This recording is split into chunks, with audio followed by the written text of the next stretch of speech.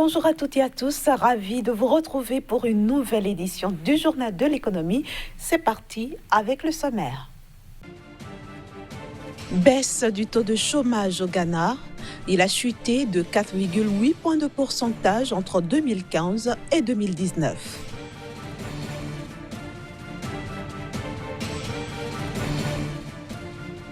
Les conflits commerciaux mondiaux pourraient influencer les prévisions de croissance de la BAD pour l'Afrique. L'institution panafricaine envisage de les réviser à la baisse. Enfin, en 2018, les envois de fonds de la diaspora nigériane ont été 11 fois supérieurs aux IDE captés par le pays. Nous commençons donc par le Ghana où le taux de chômage est passé de 11,9% en 2015 à 7,1% en 2019, soit une réduction de 4,8 points de pourcentage en 4 ans. Il s'agit, selon les autorités du pays, d'une baisse des résultats de certaines actions prioritaires du gouvernement ghanéen à travers notamment le programme intégré de politique de développement économique et sociale et aussi la politique nationale de développement à moyen terme. Ces différents plans d'action ont permis la mise en œuvre de différents programmes d'insertion sociale tels que planter pour nourrir et créer des emplois, un district, une usine, le corps des bâtisseurs de la nation. À cela s'ajoute la réforme de la formation professionnelle et des modules de l'Agence pour l'emploi des jeunes. Il faut dire qu'au cours des 4 dernières années, ce sont au total soit 611 397 nouveaux emplois qui ont été créés dans le secteur formel au Ghana. Ce à raison de 343 458 nouveaux emplois dans le secteur public et 267 939 nouveaux emplois dans le secteur privé formel. Du côté du secteur informel qui continue de dominer le marché du travail au Ghana, ce sont également 85% des emplois qui sont créés contre 15% pour le secteur formel. Ainsi, le secteur public ne représente que 7% des emplois dans le pays, tandis que le secteur privé formel se situe à 8%. La Banque africaine de développement pourrait revoir à la baisse ses prévisions de croissance pour l'Afrique, ceci à cause de la guerre commerciale qui mine les États-Unis et la Chine d'une part et de la sortie de la Grande-Bretagne de l'Union européenne d'autre part, car les économies du continent restent fortement dépendantes des exportations dans un contexte de baisse de la demande. En cas d'escalade dans les conflits mondiaux, la Banque africaine de développement pourrait revoir à la baisse ses prévisions de croissance économique pour l'Afrique. Ces prévisions passeraient notamment à 4% en 2019 et à 4,1% en 2020 si la guerre commerciale entre les États-Unis et la Chine éclatait et si la Grande-Bretagne concrétisait sa sortie de l'Union européenne. Tout ceci met à nu la vulnérabilité des économies africaines aux chocs extérieurs d'une part et leur dépendance excessive aux exportations de matières premières dont la Chine est l'une des principales destinations. Selon la Banque africaine de développement, les pays africains pourraient atténuer l'impact de ces chocs externes en renforçant leurs échanges commerciaux et en développant la transformation des produits agricoles. Pour le président Akioumi Adesina, l'Afrique ne doit pas manquer d'ambition vu les effets déjà perceptibles de la guerre commerciale sur la demande chinoise. En effet, la croissance chinoise s'est essoufflée au second trimestre 2019 où le pays a enregistré sa plus faible performance depuis au moins 27 ans à 6,2%.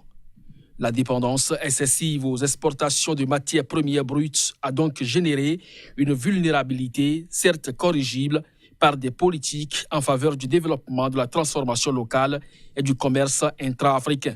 De ce point de vue, l'avènement de la zone de libre-échange continentale africaine peut être un accélérateur de la croissance économique et du développement. Toutefois, les pays africains devront supprimer leurs barrières non tarifaires par une libre circulation de la main-d'œuvre, des personnes et des capitaux afin de stimuler les échanges. Le Kenya a validé l'émission de ses premiers Green Bonds nationaux d'une valeur de 48,4 millions de dollars. Ces obligations sont destinées à accompagner les projets de résilience au changement climatique et de développement durable. Elles seront lancées après la publication par les autorités du pays des nouvelles règles d'émission d'obligations. Précisément, il s'agit d'obligations à taux fixe qui ne seront pas cotées à la bourse de Nairobi, mais émises par un promoteur immobilier. Le placement sera structuré comme une offre publique restreinte pour les investisseurs avertis. Les fonds qui en seront issus serviront principalement à la mise en place de logements d'étudiants résilients au changement climatique. En 2018, les envois de fonds de la diaspora ont été 11 fois supérieurs aux IDE captés au Nigeria. Au total, le pays a reçu 23,63 milliards de dollars de la part de ces migrants, soit à peu près 83% du budget du gouvernement fédéral. Ce montant est aussi plus de 7 fois supérieur à celui de l'aide au développement reçue par le pays en 2017 et représente 6,1% du PIB du pays. Avec 23,63 milliards de dollars reçus de la part de ces migrants en 2018, soit à peu près 83% du budget du gouvernement fédéral, le Nigeria affiche l'une des diasporas les plus actives du continent en termes de transfert de fonds. Le pays a perçu l'an dernier de ces migrants 7 fois plus d'argent que celui que lui a rapporté l'aide au développement. D'ici 2023, les envois de fonds de la diaspora nigériane à destination du pays pourraient atteindre 34,8 milliards de dollars. D'après les experts, ce pic devrait être consécutif à une courbe ascendante qu'enregistreront les transferts de fonds de migrants d'origine nigériane en 2019 et 2021.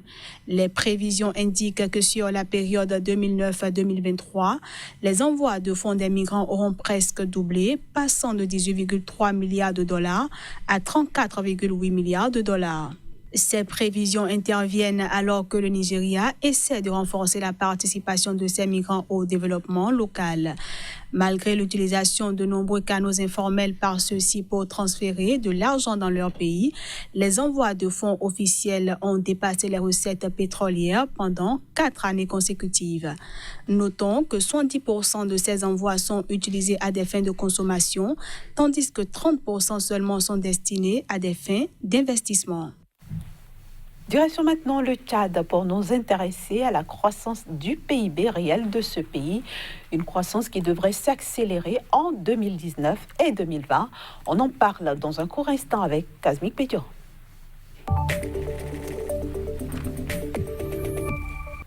Bienvenue à vous, Kazmik Pédio, sur le journal de l'économie. Bonjour Inès. Alors, je le disais à l'instant, la croissance du PIB réel du Tchad devrait s'accélérer en 2019 et 2020.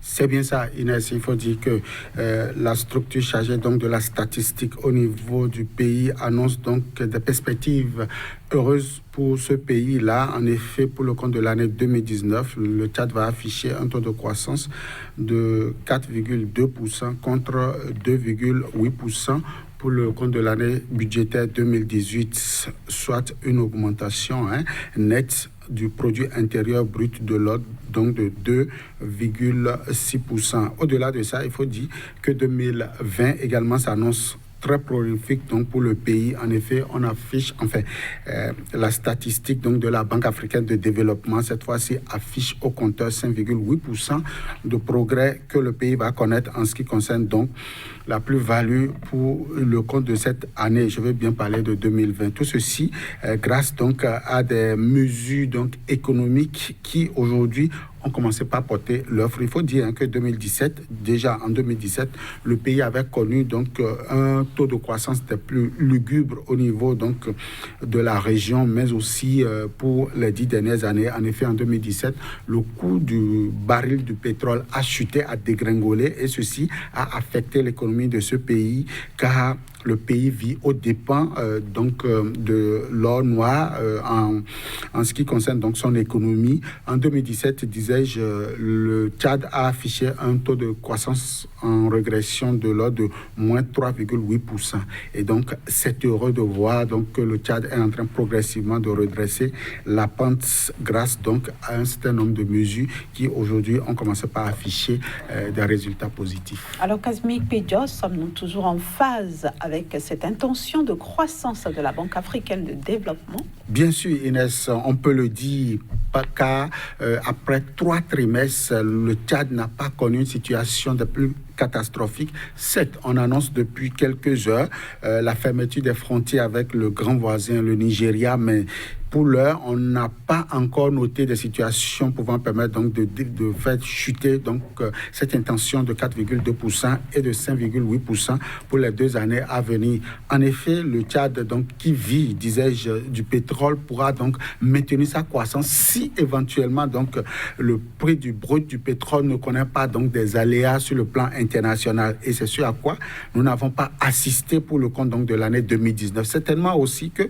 2020, le brut du pétrole ne va pas connaître une situation de plus catastrophique pour que véritablement ce pays puisse retrouver donc ses recettes, puisse donc relancer progressivement son économie. Et donc oui, on pourra atteindre donc cette performance au-delà donc du pétrole brut que donc le pays exporte à hauteur donc de 78% donc de ses produits d'exportation. Il faut dire que le Tchad est en train de réfléchir sur le mécanisme pouvant lui permettre de trouver d'autres alternatives, notamment au niveau des PME et des PMI et aussi au niveau de l'investissement en vue donc de donner de la plus-value à son agriculture. Déjà, une agriculture, il faut le dire, qui est un peu handicapée par donc la situation géographique du pays. Le Tchad est un pays désertique, donc n'est pas suffisamment arrosé, mais le peu donc de ressources que la population active essaie donc de fournir doit être donc transformé afin que véritablement la plus-value soit ajoutée. Donc,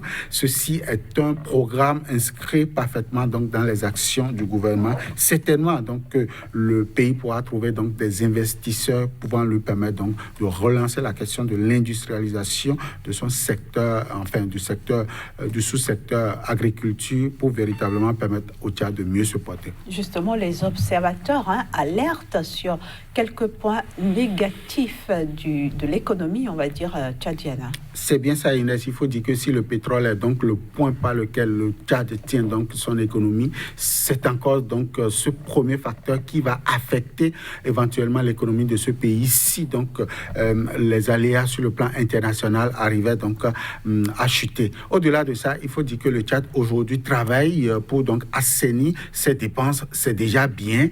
Et donc les observateurs attirent l'attention du gouvernement sur le caractère donc rigide des réformes au niveau de ce pays. En effet, si le Tchad retourne donc à la situation initiale, ceci pourrait affecter davantage l'économie. Et il faut le dire, le Tchad doit pouvoir trouver aujourd'hui des moyens pouvant lui permettre donc de pouvoir relancer la question des infrastructures au niveau du pays, car aujourd'hui la population peine donc à véritablement se déplacer, à trouver donc le mieux-être en ce qui concerne l'énergie électrique, et tout ceci affecte dangereusement l'économie de ce pays.